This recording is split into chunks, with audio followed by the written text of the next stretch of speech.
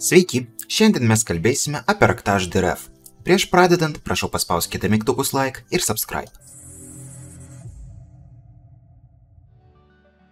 Jūs jau žinote, kad raktažodis ref pas mus gali būti naudojamas su argumentais. Tai mes prieš argumentų tipą rašome raktažodį ref ir jeigu viduj funkcijos mes pakeisime argumentą, tai jis pasikeis ir už funkcijos ribų.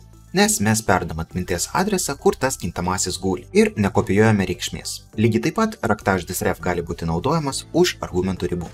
Veikimo principas panašus kaip ir šiame kode. Mes su jumis sukursime kintamąjį x, nurodysim, kad kažkoks pointeris žiūrės į mūsų kintamojo x adresą ir po to per tą pointerį mes galim pakeisti tą x, nurodyti, kad jis dabar bus 20.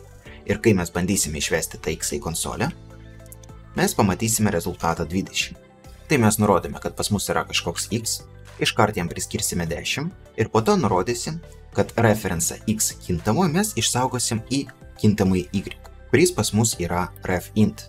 Ir jeigu po to prie y mes priskirsime 20 ir išvesime x, tai pamatysime irgi tą skaičių 20 konsolė. Kur tai galima pritaikyti? Mes galim sukurti tokio tipo klasę. Mes sukursime custom array, nurodome, kokio dydžio pas mus jis turi būti, na ir sukursime vieną get metodą. Kaip matote, seterio pas mus čia nėra, bet mes be problemų galim priskirti vienetą. Ir po to įdarysime išvedimą, tai pamatysime, kad vienetas pas mus čia ir buvo išprintintas.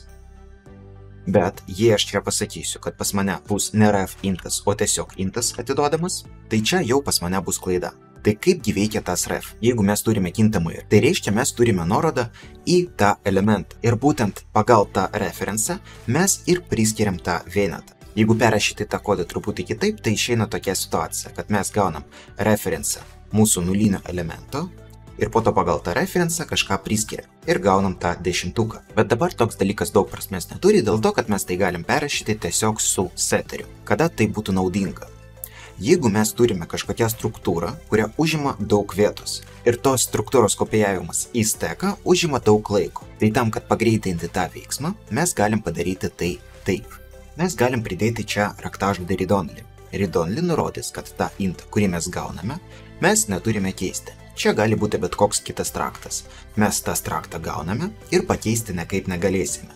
Bet kopijavimo neišeis, nes mes žiūrėsime tik į nuorodą, kur guli pas mus tas traktas. Ir dabar čia aš galiu parašyti, kad gaunu read_only traktą ir pakeisti tos trakto, kaip matote, aš negaliu. Bet čia yra tik referencas į tas traktą. Bet ref laukų arba savybių mes negalim kurti. Būtent dėl to, kad kopijuojant mes nežinosime 100%, ar ta atmintis dar yra naudojama. Dėl to taip ir neleidžiama daryti C#. Bet yra vienas niuansas, kaip tai galima ištaisyti, jeigu tai pas mus bus ref_struct. Bet kas yra ref_struct, mes kalbėsime kitos pamokos metu.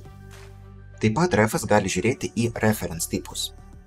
Ir jeigu mes per tą refą sukursime naują objektą ir tą naują objektą žiūrėsime, tai padarius išvedimą pagrindinio mūsų objekto, į kurį mes žiūrėjome, mes pamatysime ten dvejetą, o ne vienetą. Jeigu mes tai padarysime prieš priskirimą, tai pamatysime vienetą. Pamatysime vienetą iš originalaus objekto. Tai dabar jūs žinote, kaip veikia raktažodis ref.